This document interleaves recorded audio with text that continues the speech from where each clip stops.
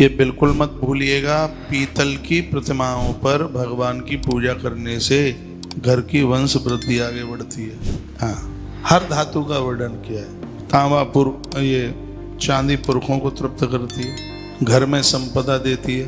तांबा आयु को बढ़ाने वाला है। सूर्य भगवान को अर्घ दिया जाता है तांबे के लोटे में, बहुत ज़्यादा गुणकारी है। उससे मस्तिष्क विचार बढ़ता है, आयु दीर्घायु होती है। तो हमारे सब वेदों में ये तमाम ये बातें बिल्कुल लिखी हुई हैं। एक वो प्लास्टर ऑफ पेरिस की आजकल आती हैं, ये तो सब चीज़ों का विसर्जन होता है, वो मिट्टी है वो तो। हाँ, मिट्टी की प्रतिमाओं के लिए तो कुछ टाइम होता है उसके लिए। हाँ, तांबे के लोटे में आप दूध डाल लेंगे, कब? जब उसमें तिल डालेंगे, दूर्वा डालेंगे, उसमें आप फूल डालेंगे। नहीं तो तांबे के लोटे में दूध डालते ही वो पॉइजन का रूप, जहर का रूप धारण कर लेता है। लेकिन उसमें ये चीज़ें आप डाल लेंगे तो उसका प्रभाव खत्म हो जाएगा। कांसे के पात्र में शहद डालते ही वो मदिरा का रूप धारण कर लेता है। कांसे की कटोरी में कभी शहद मत रखना। कांसे की कटोरी में शहद डालते ही मदिरा का रूप। कांसे की कटोरी में किसी को शहद डाल करके दे दिया और उसने वह चाटा तो उसको वैसे ही नशा हो जाएगा।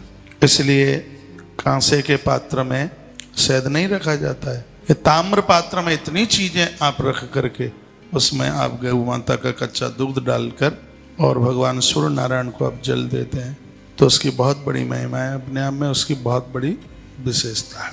ज़्यादातर ऐसे मंदिर ज़्यादा प्रभावशाली, तो आज मंदिर की बात कही गई है। पूजा करने वाले का मुंह पूरब की तरफ, भगवान का मुख पश्चिम की तरफ हो तो और ज़्यादा ठीक है और ज़्यादा बढ़िया है। फिर तो जहाँ घर की जैसी व्यवस्था है वैसा ही होता है। प्रभु से क्षमा मांग लो। अब कोई किराए पे रहता है, बाहर रहता है, वो एक ही मकान है, एक ही कमरा है और हमने तो कह दिया कि आप शयन कक्ष में भगवान न रखिए और दूसरे कमरे की व्यवस्था है नहीं और वो लोग भगवान को मानते हैं और मानना भी चाहिए। तो ऐसी परिस्थितियों में फिर भगवान को वहाँ पर विराजित किया जाता है, स्थापित किया जाता है।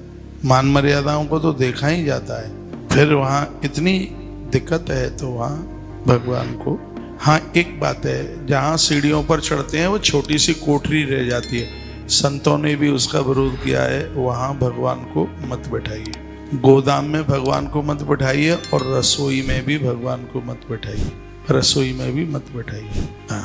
हाँ, बढ़िया है ना। 3 तरह की प्रतिमाएं होती हैं, एक खड़ी होती है, एक बैठी होती है और एक लेटी हुई होती है। 3 तरह की प्रतिमाएं। अब सुन लीजिए, जो आपके घर में जो खड़ी हुई प्रतिमाएं और लेटी हुई प्रतिमाएं और बैठी हुई प्रतिमाएं, इनका अंतर है। जो खड़ी हुई प्रतिमाएं, ऐसी प्रतिमाएं घर में दुश्मनों का वार नहीं होने देती, दुश्मन का वार नहीं होगा। बैठी हुई प्रतिमाएं वो कर्जा नहीं बढ़ने देती और लेटी हुई प्रतिमाएं वो रोगों को नहीं बढ़ने देती। भगवान शेषाई जो भगवान है वो लेटी हुई प्रतिमाएं लोग रखते हैं, रोग निवारण करती हैं लेटी हुई प्रतिमाएं। लेटे हुए हनुमान जी रोगों को घुसने नहीं देंगे। जो बैठी हुई प्रतिमा है वो ऋण नहीं बढ़ने देती, कर्जा नहीं बढ़ने देती, और जो खड़ी हुई प्रतिमा है वो दुश्मन को नहीं बढ़ने देती आगे। तीनों तरह की जो प्रतिमाएं अतिवंदनीय हैं, बहुत पूजनीय है और मुझे विश्वास है कि बातें आपकी जरूर समझ में आ रही है।